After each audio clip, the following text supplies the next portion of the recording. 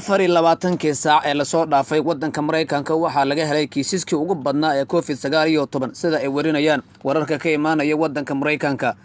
94,000 oo kiis ayaa laga helay 24 saac ee la soo dhaafay wadanka Maraykanka waxaana ilaa iyo hadda kooxda caafimaadka wadanka Maraykanka ay warinayaan in xaaladda COVID-19 dadku soo ridanayo wadanka Maraykanka ay sii kordhi karto iyadoo doorashada labada dhinac waa xisbiga jamhuuriga iyo dimuqraadiga ay ka hartay maalmo qura sida ay wararku sheegayaan maalintii Khamiistii ayaa waxaa la warinayaa in markaasi COVID-19 wadanka Maraykanka laga helay 91,000 oo ruux sida ay markaasi sheegayso jaamacadda Homkin University la yiraahdo ee wadanka Maraykanka taas oo inta badan diiradda saarta xaaladaha COVID-19 ee wadanka Maraykanka guud ahaan dadka Ameerikaanka ah ee uu soo ritay COVID-19 waxa ay hadda kor u dhaafeen in ka badan 9 milyan oo ruux sida ay wararku sheegayaan madaxweyne Donald Trump iyo Joe Biden oo labadaba ka kala socda xisbiyada ugu waaweyn wadanka Maraykanka dimuqraadiga iyo jamhuuriga ayaa waxa hadda ay ku jiraan maalmihii ugu dambeeyay ololahooda tani farxadu ma aha madaxweyne Donald Trump maadaama isaga hadda uu wajahayo weeraro xoog leh oo dhinaca siyaasadda ah oo kaga imaanaya dimuqraadiga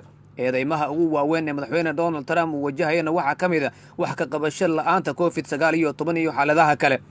tani Janis weyn ma u noqon kartaa hogaamiyaha xisbiga dimuqraadiga Joe Biden wararka qaar waxa ay sheegayaan in codadkii la dhiibtay ilaa ay hadda si weyn u horeeyo hogaamiyaha dimuqraadiga Joe Biden madaxweyne Trump walwal weyn ayuu hadda muujinaya oo ku saabsan dhinaca doorashada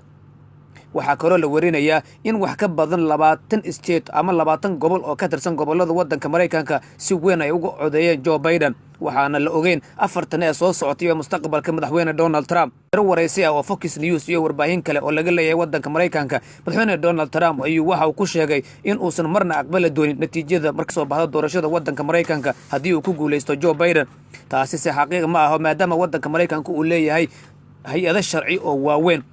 waxaana hadda madaxweynaha wadanka Maraykanka Donald Trump uu sheegaya inuu intii karaamkiisa ku dadaalay COVID-19 maadaama cudurkan uu yahay safmareen xaaladda siyaasadeed wadanka Maraykanka ayaa maraysa halkii ugu xasaasiyadda badnayd iyadoo maalmaha soo aadana Maraykanka uu yeelan doono madaxweyne cusub